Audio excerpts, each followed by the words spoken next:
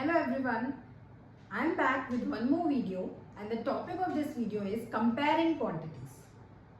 तो obviously from the topic we can know इस chapter में हम चीज़ों को कंपेयर करने वाले हैं और उसके लिए हम कुछ न्यू कॉन्सेप्ट्स पढ़ेंगे. This chapter belongs to class 8th की मैं अपनी एक स्टूडेंट के लिए ये बना रही हूँ. I hope she will find it helpful. So let's start. In this chapter we have 3 exercises. So before starting the exercise I just want to give the concept of comparing quantities. First exercise is based on ratio and percentage. अब जो लोग इसको पहली बार सुन रहे हैं, अगर कोई ऐसा है जिसको यही नहीं पता है कि रेशो क्या होता है और परसेंटेज क्या होता है, वैसे तो ये दोनों कॉन्सेप्ट जो हैं आपके क्लास 7th या 6th में थोड़ा थोड़ा तो आए हैं, but if you don't know anything about it तो हम बेसिक से स्टार्ट करते हैं. रेशो.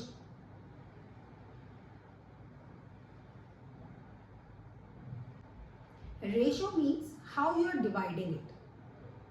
फॉर एग्जाम्पल ये एक चॉकलेट है, चॉकलेट बार है. ओके, मैं इसको हाफ में डिवाइड करना चाहती हूँ, तो 2 इक्वल पार्ट्स में मैंने इसको डिवाइड कर दिया. अब मैं चाहती हूँ कि मैं इसको और थोड़ा डिवाइड कर दूँ, तो मैंने और दोनों पार्ट्स को और डिवाइड कर दिया, तो मेरे पास 4 पार्ट्स हो गए. मैंने कोशिश किया है कि ये 4 पार्ट्स इक्वल हो. ठीक है. अब अगर मैं चाहूँ तो मैं ऐसा कर सकती हूँ कि मेरी एक स्टूडेंट है ए और एक स्टूडेंट है बी. अगर मैं ए को इसका एक पार्ट दे दूँ इस चॉकलेट का, तो बचा हुआ 3 पार्ट मैं बी को दे दूंगी. ठीक है. तो अगर मैं इस बात को रेशो में कहना चाहूँ तो मैं इस बात को कैसे कहूँगी? तब मैं ऐसे कहूँगी 1:3. इस बात का क्या मतलब हुआ? एक पीस मैंने ए को दिया है और बाकी के बचे हुए 3 पीस मैंने बी को दिए हैं. ठीक है. ये हुआ रेशो का मतलब. रेशो में आप जब भी आप 1:3 देखेंगे तो आपको एक मैसेज और मिलेगा जो हिडन मैसेज है. वो हिडन मैसेज क्या है? टोटल पार्ट्स या टोटल क्वांटिटी कितनी थी. जैसे कि यहाँ पर टोटल कितने पीसेस थे? 1 2 3 4. ये इंफॉर्मेशन इसके अंदर हिडन है. कैसे? 1 + 3 कितना होता है? 4. दैट मीन्स टोटल पीसेस कितने थे? 4. इसमें से एक इसको मिला और 3 इसको मिला. ये बात आपको समझना बहुत ज़रूरी है. ठीक है. आपको ये समझना ज़रूरी है कि 1:3 का मतलब होता है कि फर्स्ट वाले को 1 मिला है और सेकेंड वाले को 3 पार्ट्स मिले हैं और इन दोनों को ऐड करने पर टोटल पता चलता है. यहीं से आपके सारे क्वेश्चन सॉल्व हो जाएंगे. ओके. अब कई बार क्या होता है, जिससे मान लो मैं इसको और डिवाइड कर दूँ. अब हमारे पास टोटल कितने हो गए? 8. अब 8 हो गए. 1 2 3 4 5 6 7 8. तो क्या मेरा रेशो बदला कि अभी भी सेम है? देखते हैं. यहां पर अब मैंने ए को कितने पार्ट्स दिए? 2. है ना. और बी को अब मैंने कितने दिए? 1 2 3 4 5 6 पार्ट्स दे दिए. ओके. तो अब आप कहोगे मैम रेशो तो बदल गया, पहले 1:3 था, अब 2:6 है. ये आपको दिख रहा है कि बदल गया, लेकिन आपने मैथ्स में ये चीज कभी सुनी है? That you have to simplify this. Simplify means उसको सिंपल बनाना है और उसको सॉल्व करना है. तो यहाँ पर भी आप इसको जब सिंप्लीफाई करेंगे, सिंप्लीफाई मीन्स आप जब इसको किसी टेबल से कट करेंगे, जैसे कि 2 और 6 ये दोनों किस टेबल में आते हैं? In the table of 2. तो जब मैं इसको कट करूंगी 2 1s are 2 and 2 3s are 6, तो क्या ये रेशो वापस से 1:3 आ गया? हाँ, है ना. ठीक है. तो रेशो, एक और बात आपको पता चला कि रेशो जरूरी नहीं है हमेशा रियल ही आपको बताए. जैसे अब अगर मैं 1 + 3 करूंगी तो 4 आंसर आएगा, पर क्या इस बार यहाँ पर 4 ही पार्ट्स थे? नहीं, इस बार पार्ट्स 4 नहीं थे, इस बार 8 थे. इसका मतलब ऐसा हो सकता है कि कोई ऐसा नंबर हो जिससे रेशो को मल्टीप्लाई करने पर, है ना, इस रेशो को मल्टीप्लाई करने पर रियल आंसर आ जाए. जैसे कि अब मैं अगर इसको 2 से करूं तो ये क्या हो जाएगा? वही 2 1s are 2 और 2 3s are 6. तो आ गया रियल रेशो. अब हमारे पास रियल नंबर आ गया. 2 + 6 = 8. ओके. तो जब भी आपको कोई रेशो मिले तो आप ये नहीं सोच लें कि जो ये रेशो है वो ही रियल नंबर है, वो रियल नंबर नहीं है। हमेशा कोई ऐसा नंबर हो सकता है जिससे उसको सिंप्लीफाई किया गया, जिससे कट करके उसका आंसर निकाला गया, उसको सिंप्लीफाई किया गया, है ना। तो आप ऐसा नहीं सोचें कि यही रियल एग्जैक्ट नंबर है। हमेशा दिमाग में ऐसा होना चाहिए कि कोई एक नंबर हो सकता है, ऐसा हो सकता है कि इसको किसी टेबल से कट किया गया हो, है ना। क्लियर। मैक्सिमम टाइम रेशो को सिंप्लीफाई करके ही लिखा जाता है। इसके पीछे रीजन क्या है? इसके पीछे रीजन ये है कि अगर आप चीज़ों को बड़ा करके लिखते रहेंगे तो मैं इसी रेशो को बहुत सारे टाइप से लिख सकती हूँ। देखो, मैं इस रेशो को लिख सकती हूँ 1:3। अगर मैं इसको 2 से मल्टीप्लाई कर दूँ तो ये हो जाएगा 2:6। अगर मैं इसी को 3 से मल्टीप्लाई कर दूँ तो ये हो जाएगा 3 1 3, 3 3 9, 3:9। तो इस तरीके से मैं सेम ही रेशो को बहुत सारे तरीकों से लिख सकती हूँ। 4 से मल्टीप्लाई करके, 5 से मल्टीप्लाई करके, 6 7 8, हमारे पास नंबर्स की तो कमी नहीं है ना। तो ऐसा हो जाएगा। अगर ऐसा होगा तो सोचो आप एक ही रेशो को अलग अलग टाइप से हम बोलते जा रहे हैं, तो क्या जरूरत है? सिंपल ही रखो ना 1:3। क्यों इतने सारे टाइप्स में जाना है? सिंप्लीफाई करो 1:3, वैसे ही रखो, ठीक है। और इससे हमारे क्या आंसर्स निकालना आसान हो जाएगा। हाँ, क्योंकि देखो नंबर छोटा होगा तो आंसर जल्दी निकलेगा, मल्टीप्लाई इजीली होगा, प्लस माइनस इजीली होगा। नंबर बड़ा हो जाएगा अभी तो फिर प्रॉब्लम आएगी, टाइम ज़्यादा लगेगा, मल्टीप्लाई करने में टाइम लगेगा, ठीक है। तो चीज़ों को सिंपल रखो। Maths is all about keeping it simple. Okay. Now one more thing. Ratio can also be written in the form of numerator upon denominator. कैसे? मैंने अभी बात करी थी 1:3 की, मैं इसको 1/3 लिख सकती हूँ। 1:3 can be written as 1/3 numerator denominator form में, ठीक है। और इसी फॉर्म में हम इसको मैक्सिमम टाइम पे सॉल्व करते हैं। ये सिर्फ लिखने के लिए होता है, देखने के लिए होता है, लेकिन हम जब सॉल्व करते हैं तो हम इसको इस फॉर्म में कन्वर्ट करके ही सॉल्व करते हैं। Is it clear? तो ये था रेशो। अब हम बात करेंगे परसेंटेज की।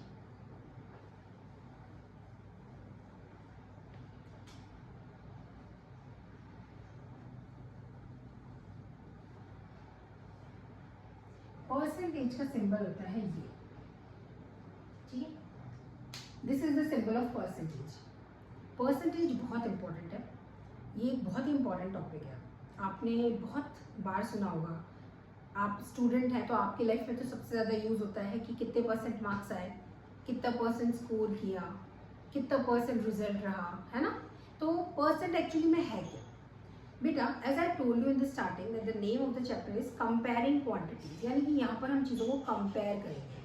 थोड़ी देर पहले जब हम रेशो पढ़ रहे थे तो हम ए और बी को कितना दिया गया है उसे कंपेयर कर रहे थे, है ना। जब हम परसेंटेज पढ़ेंगे तब भी हम कंपेयर करेंगे। अब देखिए, कंपैरिजन हमेशा सेम चीज़ों का होता है। जैसे मैं एक एप्पल को दूसरे एप्पल से कंपेयर कर सकती हूँ कि ये वाला एप्पल ज़्यादा रेड है या ये वाला एप्पल ज़्यादा फ्रेश लग रहा है ना। ऐसा तो नहीं हो सकता है कि मैं एक एप्पल को किसी और चीज़ से कंपेयर करूँ, जैसे कि एक आलू से, तो मैं क्या कंपैरिजन करूँ, है ना। तो हमेशा हम इक्वल चीज़ों को कंपेयर करते हैं या सेम चीज़ों को कंपेयर करते हैं। हम अलग अलग चीज़ों को कंपेयर नहीं करेंगे मैथ्स में। एप्पल को एप्पल से कंपेयर करेंगे, बनाना को बनाना से कंपेयर करेंगे, केक को केक से कंपेयर करेंगे। बस अभी के लिए बहुत है, कहीं भूख ना लग जाए आपको ठीक है। परसेंटेज का सिंबल ये है। देखिए, अब हम ऐसा मानते हैं कि मैंने टेस्ट दिया और मैम ने टेस्ट 10 मार्क्स का लिया, तो मेरे 10 में से मार्क्स आ गए, अच्छे मार्क्स होंगे अपने आप को, है ना। तो मेरे मार्क्स आ गए 10 में से 9, ठीक है। अब दूसरी मैम थी, उन्होंने भी टेस्ट लिया, तो उन्होंने टेस्ट 20 मार्क्स का ले लिया, ठीक है। और इस बार मेरे 20 में से आ गए 18 मार्क्स, ठीक है। अब किसी ने मुझसे पूछा कि आपके दोनों में से कौन सा टेस्ट ज़्यादा अच्छा गया। अब मैं तो कंफ्यूज हो गई, क्योंकि एक में मेरे 9 आए हैं, एक में 18 आए हैं। तो मैंने कहा कि दोनों अच्छे गए। उन्होंने बोला नहीं, दोनों तो अच्छे गए हैं, लेकिन ज़्यादा अच्छा कौन सा गया। मैंने कहा दोनों ही तो अच्छे गए, एक में 9 मार्क्स आया, एक में 18 मार्क्स आया, तो दोनों ही अच्छे मार्क्स आए। तो उन्होंने बोला आप इसको कंपेयर करके बताओ ना। तो मैं थोड़ा कंफ्यूज हो गई कि कंपेयर कैसे करूँ, ये तो 20 में से है, वो तो 10 में से है, अब मैं कैसे कंपेयर करूँ। यहाँ पर काम आएगा किसका, परसेंटेज। ठीक है, यहाँ पर हम परसेंटेज को यूज करेंगे। परसेंटेज का पूरा कॉन्सेप्ट 100 में से होता है। परसेंटेज में 100 से ज्यादा परसेंट होती ही नहीं है। ठीक है, यानी कि अगर कोई आपसे कह दे 0%, तो ये पॉसिबल है, हाँ पॉसिबल है। अगर आपसे कोई कह दे 90%, तो क्या ये पॉसिबल है, हाँ पॉसिबल है। कोई कहे 100%, तो क्या ये चीज पॉसिबल है, यस। पर अगर कोई आपसे कहे 101%, ओके, 101%, तो एक्चुअली में ये चीज पॉसिबल तो है, लेकिन ये कॉन्सेप्ट आपको अभी समझ में नहीं आएगा, ये थोड़ा सा हाई कॉन्सेप्ट है ना। तो अभी के लिए आप ये समझिए कि परसेंटेज 0 से लेके 100 में के बीच में होती है। परसेंटेज एक्चुअली में कैलकुलेट हमेशा 100 बेस लेकर ही की जाती है, 100 के ऊपर। जैसे कि कोई भी चीज़ है, जैसे अब देखो यहाँ पर 10 में से आए या 20 में से आए, अब मैं इन दोनों को 100 में कन्वर्ट कर दूंगी तो मुझे पता चल जाएगा किस में ज़्यादा है किस में कम है। ठीक है, अब देखो कैसे, किसी भी नंबर को अगर आपको परसेंटेज में कन्वर्ट करना है, किसी भी रेशो को अगर आपको परसेंटेज में कन्वर्ट करना है, किसी भी फ्रैक्शन को अगर आपको परसेंटेज में कन्वर्ट करना है, तो आपको कुछ नहीं करना है, you just have to multiply it by 100%। 100% से आपको उसको मल्टीप्लाई कर देना है। ठीक है, इसका मतलब अगर मैं 9/10 को मल्टीप्लाई कर देती हूँ 100 से, 100% से, तो मुझे आंसर मिल जाएगा। अब देखो, क्या आपको मल्टीप्लाई करना आता है? If yes, very good. अगर नहीं आता है तो देखिए, न्यूमरेटर न्यूमरेटर से मल्टीप्लाई होता है, डिनोमिनेटर डिनोमिनेटर से मल्टीप्लाई होता है, पर यहाँ कोई डिनोमिनेटर है ही नहीं। इसका मतलब यहाँ पर 1 है, अगर कुछ नहीं है तो 1 है। ठीक है, ये चीज़ याद रहेगी, न्यूमरेटर को न्यूमरेटर से मल्टीप्लाई करना है, डिनोमिनेटर को डिनोमिनेटर से। अगर डिनोमिनेटर में कुछ भी नहीं होगा तो आप मानेंगे कि यहाँ पर 1 है। ठीक है, अब देखिए आंसर क्या रहा, 9 × 100 900/10। ओके, अब आप इसको कट कर सकते हैं, कैसे? 0 से आप 0 को कट कर सकते हैं, या फिर मैं इस चीज को ऐसे भी समझा सकती हूँ कि 10 in the table of 10 this is coming 1 times, and in the table of 10 this will come 90 times. Okay, या अगर ये भी समझ में नहीं आता है तो आप यहाँ पर 900 को 10 से डिवाइड करके देख लो। 10 9s are 90, कुछ भी नहीं बचा, 0 उतारा, तो अब जब कुछ है नहीं सॉल्व करने के लिए तो हम लिखेंगे 10 0s are 0, तो हमारा आंसर हो गया 90, है ना, आ गया 90। सेम चीज को करने के मैंने 3 तरीके बता दिए। आप 0 से 0 कट कर सकते हैं, आप 10 की टेबल से उनको कट कर सकते हैं, या अगर आपको कट करने में प्रॉब्लम होती है तो आप डिवाइड करके आंसर निकाल सकते हैं। ठीक है, तो यहाँ पर मेरे कितने परसेंट मार्क्स आए? 90%। ठीक है, परसेंटेज यहाँ लग रहा था, वही सेम परसेंटेज नीचे तक आया है। ओके, अब हम इसे देख लेते हैं, 18/20 मल्टीप्लाई बाय 100, बस मल्टीप्लाई करना है 100 से और मुझे परसेंट मिल जाएगा। ठीक है, अब देखिए यहाँ पर मैं डायरेक्टली कट करूँगी, जैसे 0 को 0 से, okay, 2 1s are 2, 2 5s are 10। जिसको नहीं पता, जब आप कट करते हैं तो आप एक न्यूमरेटर और एक डिनोमिनेटर को लेते हैं और आप ये देखते हैं कि क्या वो दोनों नंबर कोई एक टेबल में आ रहे हैं। जैसे कि ये 10 की टेबल, ये 10 है, ये 2 है। Okay, 1 minute. हाँ, तो अभी इस वाले क्वेश्चन में मैंने आपको बताया 0 से 0 कट हो सकता है। अब बचा कौन? 10, 2 और 18। अब मैं एक न्यूमरेटर एक डिनोमिनेटर को कट कर सकती हूँ। तो देखो, 2 की टेबल से मैं 2 को भी कट कर सकती हूँ, 18 को भी कर सकती हूँ, मेरी इच्छा। मैं चाहूँ तो 2 की टेबल से 2 को और ये वाले 10 को भी कट कर सकती हूँ, तो मेरी इच्छा। मैं चाहे इन दोनों को कट करूँ या इन दोनों को। ठीक है, तो अब देखो मैं इन दोनों को कर रही हूँ। 2 1s are 2, 2 9s are 18। अब यहाँ क्या बचा? 9, यहाँ क्या बचा? 10। तो 9 × 10 क्या होता है? 90। तो मेरे तो दोनों सब्जेक्ट में सेम मार्क्स आए, यानी कि मैं तो स्टार्टिंग से ही राइट थी। मैं तो स्टार्टिंग से ही कह रही थी कि मुझे दोनों में सेम मार्क्स मिले हैं। ठीक है, यहाँ पर भी 90%, यहाँ पर भी 90%, means I got equal marks in both the subjects. Clear? ये हमने कोई क्वेश्चन नहीं किया, ये मैंने आपको सिर्फ इसका कॉन्सेप्ट समझाया। आई होप आपको थोड़ा बहुत समझ में आया होगा।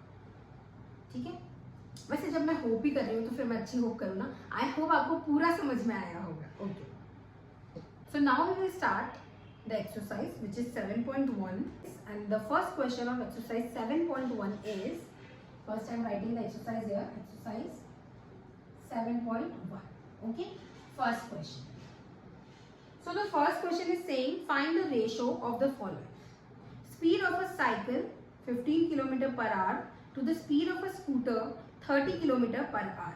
so यहाँ पर इन्होंने हमें दो चीजें दे दी हैं. क्वेश्चन ए, फर्स्ट का A part, speed of cycle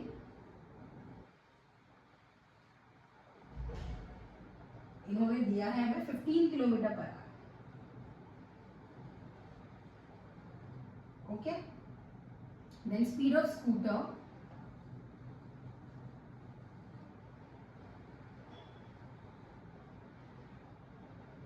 30 kilometre per hour. Okay, and they are saying find the ratio of the following. आपको इन दोनों के बीच में रेशियो निकालना है. अब देखिए, मैंने आपसे कहा था जब कंपैरिजन होगा तो सेम क्वांटिटी का होगा. ये भी स्पीड है, ये भी स्पीड है, ये कार की है, ये स्कूटर की है. ओके, पर जो चीज हम कंपेयर कर रहे हैं वो स्पीड है, यानी कि सेम चीज है. एक और चीज हम देखेंगे, यूनिट सेम है. यहाँ पर भी किलोमीटर पर आ रहा है, यहाँ पर भी किलोमीटर पर आ रहा है. अगर यूनिट सेम नहीं होता है तो हमको यूनिट को सेम करना पड़ेगा, तभी हम उसको सॉल्व कर पाएंगे. ठीक है, आगे के क्वेश्चंस में ये चीज मैं आपको बताऊंगी. अभी इस क्वेश्चन में ऐसा कुछ भी नहीं है. ठीक है, तो ये तो बहुत ही सिंपल है. आपको रेशियो के लिए क्या करना पड़ेगा, इसको न्यूमरेटर अपॉन डिनोमिनेटर की फॉर्म में लिखना पड़ेगा, 15/30. ठीक है, this is how we are going to find ratio. So now see 15 and 30, क्या ये दोनों किसी टेबल में एक साथ आते हैं? Yes, in the table of 5. So 5 3s are 15, 5 6s are 30. क्या अब 3/6 भी किसी टेबल में एक साथ आते हैं? Yes, in the table of 3. So this is 3 1s are 3, 3 2s are 6. So the answer that you got is 1/2, which means 1:2. Is it clear, everyone? So next question is question B. B part. 5 meter to 10 kilometer. Now see, now you have to compare distance. दूरी ही है ना, distance ही है ना, 5 meter या 10 kilometer. But this time the unit is not same. It is meter and this is kilometer. So you have to make the unit same. अब या तो आप चाहें तो मीटर को किलोमीटर में कन्वर्ट कर सकते हैं, या आप चाहें तो किलोमीटर को मीटर में. माई एडवाइस इज कि हमेशा बड़े को छोटे में कन्वर्ट कीजिए, क्योंकि वो आसान होता है.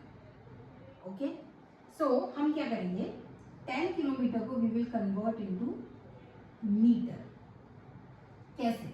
We know 1 kilometre is equal to 1000 metre. क्या मैं सही हूँ? 1 किलोमीटर में 1000 मीटर होते हैं. यस. अब मैं जानना चाहती हूँ 10 किलोमीटर में कितने मीटर होंगे. बेटा अब ये चीज़ याद रखो कि जब भी आप किसी बड़ी क्वांटिटी को छोटी क्वांटिटी में कन्वर्ट करते हैं तो आपको मल्टीप्लाई करना पड़ता है ना. ऐसा क्यों? ऐसा इसलिए क्योंकि मल्टीप्लाई से आंसर हमेशा बड़ा आता है और डिवाइड से आंसर छोटे आता है. तो जब भी मुझे किसी बड़ी क्वांटिटी को छोटी क्वांटिटी में कन्वर्ट करना होगा, किलोमीटर को मीटर में, तो मैं उसको मल्टीप्लाई करूँगी. किससे? इस नंबर से जो उनके रिलेशन में आता है. जैसे 1 किलोमीटर में 1000 मीटर होता है, तो मैं इसे 1000 से मल्टीप्लाई करूँगी. तो 10 किलोमीटर में कितने मीटर हो जाएंगे? 10 मल्टीप्लाई बाय 1000, यानी कि 10,000 हो जाएंगे मीटर. ठीक है, क्लियर? अब इसका रेशियो निकाल लेते हैं. रेशियो किसका? 5 मीटर का और 10 किलोमीटर, जिसको हम मीटर बना चुके हैं. तो 5/10,000. तो ये हो गया 5 1s are 5. Okay, 5 2s are 10. और ये जो 3 जीरो बचे हैं उन्हें हम एज इट इज लगा देंगे. अगर आपको ये बात नहीं समझ में आती है तो आप 10,000 को यहाँ 5 से डिवाइड करके देखिए. 5 2s are 10, कुछ भी नहीं बचा. अभी 3 जीरो आप नीचे उतारेंगे तो वो ही सेम आप ऊपर लगा सकते हैं. तो आपका रेशो जो आ गया वो आ गया 1:2000। क्लियर?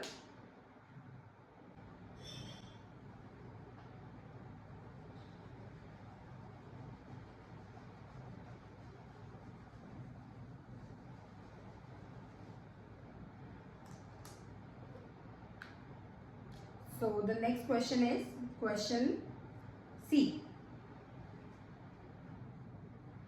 50 पैसे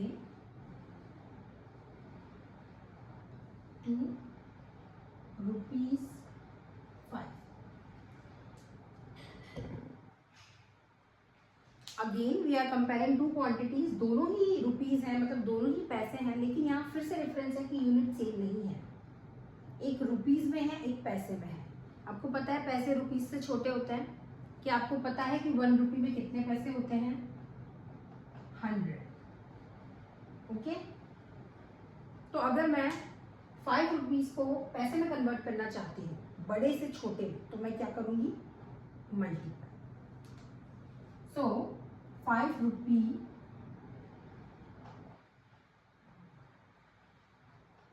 रुपी is equal to 5 multiply by 100 paisa. सो यानी कि 500 पैसे।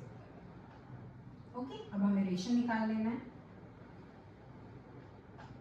रेशो इज इक्वल टू 50 पैसा, ये तो पैसे में ही था, इसको हमने कन्वर्ट कर दिया अपॉन 500। 0 से 0 कट हो गया। 5 और 50 5 की टेबल में आ जाएंगे। 5 1 जार, 5 10 जार, तो रेशो हो गया 1:10। क्या कुछ ज्यादा फास्ट हो रहा है?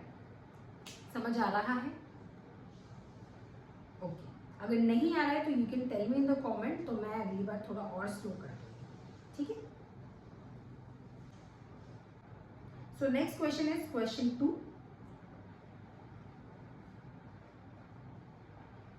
Question 2 is about convert the following ratios to percentage. मैंने आपको बताया था किसी को भी परसेंटेज में कन्वर्ट करना हो तो 100% से मल्टीप्लाई कर दो। अब यहाँ पर यही करना है। आपको इन्होंने रेशियो दिया है। क्वेश्चन ए है 3:4 और क्वेश्चन बी है 2:3। Is it clear? तो अब हमें इन्हें कन्वर्ट करना है। आप जानते हैं 3:4 को आप लिख सकते हैं 3/4। यस और नो? बताया था मैंने, है ना? अब आपको इसको अगर परसेंटेज में कन्वर्ट करना है तो आपको इसको सिर्फ 100% से मल्टीप्लाई करना है। तो मल्टीप्लाई बाय 100%। अब देखिए 3 और 4 तो किसी टेबल में एक साथ नहीं आता, लेकिन 4 और 100 आप इनको कट कर सकते हैं। देखो कैसे? 2 की टेबल में 4 आता है 2 टाइम्स, 2 की टेबल में 10 आता है 5 टाइम्स, और 0 का 0 आप लगा दो। ठीक है? अब अगर आपको आता नहीं है तो आप इसको डिवाइड करके देखो कि 2 की टेबल में 50 कितनी बार आता है। सो 2 2s are 4, 1 बचा, 0 तारा, 2 5s are 10, यानी कि 2 की टेबल में 25 बार 50 आता है। तो हम इसको ऐसे कर सकते हैं 2 1s are 2, 2 2s are and 5s are, यानी कि 25 times. So the answer what is left, यहाँ 3 बचा है, डिनोमिनेटर में 1 बचा है, मल्टीप्लिकेशन में 25 बचा है। आप 3 और 25 को मल्टीप्लाई करके देख लो। 5 3s are या 3 5s are 15, 3 2s are 6 7, तो आपका आंसर आ गया 75%। ठीक है? परसेंट यहाँ था, यहाँ पर भी है, लिखा नहीं है, और यहाँ तो आपको लिखना ही चाहिए। तो ये आपका रेशियो जो था वो कन्वर्ट हो गया है परसेंटेज में। समझ में आया आपको? क्वेश्चन बी करते हैं। क्वेश्चन बी में अगेन आप इसको फ्रैक्शन फॉर्म में लिख लीजिए 2/3 एंड मल्टीप्लाई बाय 100%। ठीक है? अब यहाँ थोड़ी सी बात अलग है, क्योंकि देखो यहाँ पर 2 और 3 किसी टेबल में एक साथ नहीं आते, और 3 और 100 भी किसी टेबल में एक साथ नहीं आते, तो हम नहीं इसको कट कर सकते हैं, है ना? तो हमें सिंपली मल्टीप्लाई करना पड़ेगा। तो 2 मल्टीप्लाई बाय 100, मैंने आपको बताया था न्यूमरेटर से मल्टीप्लाई होगा और डिनोमिनेटर से। और अगर किसी के पास डिनोमिनेटर नहीं है तो उसके पास डिनोमिनेटर में हमें मानना है कि 1 है। ठीक है? तो 2 × 100 200, 3 into 1 3, so this is 200/3%। आप चाहें तो इसको यहाँ पर भी छोड़ सकते हैं, और नहीं अगर आपको आता है इसको मिक्स्ड में कन्वर्ट करना तो आप मिक्स्ड में कन्वर्ट करके लिख सकते हैं। मिक्स्ड में कन्वर्ट करने के लिए आपको न्यूमरेटर को डिनोमिनेटर से डिवाइड करना पड़ता है, यानी कि 200 को 3 से। सो 3 6 are 18 बचा 2 0 तारा, 3 6 are 18 बचा 2। अब इसको लिखना है और नहीं सॉल्व करना है, ठीक है। अब हम इसको मिक्स फॉर्म में लिखेंगे, तो सबसे पहले डिनोमिनेटर में लिखेंगे 3, उसके बाद हम लिखेंगे 66 को बीच में, उसके बाद हम लिखेंगे 2 को सबसे ऊपर, यानी कि जो सबसे नीचे था वही सबसे ऊपर आ गया है। एक और बात याद रखें, जो नीचे था यहाँ पर डिनोमिनेटर में 3, वो ही यहाँ पर रहेगा डिनोमिनेटर में, है ना। डिनोमिनेटर सेम ही रहेगा, कभी भी आप मिक्स नंबर में चेंज करें तो डिनोमिनेटर को बदले नहीं। कई बार बच्चे 2 नीचे और 3 ऊपर लिख देते हैं, है ना, तो ये आप कभी भी नहीं करें, डिनोमिनेटर हमेशा सेम रहेगा, है ना। तो ये आपका हो गया 66/3%। यहाँ तक लिखेंगे तो भी ठीक है, और यहाँ तक लिखेंगे तो बहुत ही अच्छी बात है ना। यहाँ हो सकता है 99% की सही हो, और 1% ही हो सकता है कि मैम मार्क्स काट लें, है ना, मैम बोले कि नहीं बच्चे ने सॉल्व नहीं किया। लेकिन यहाँ तो 100% श्योरिटी है कि मार्क्स पूरे ही मिलेंगे, ठीक है। तो इतना भी हार्ड प्रोसेस नहीं है कन्वर्ट करने का, तो आप ज़रूर कन्वर्ट करें।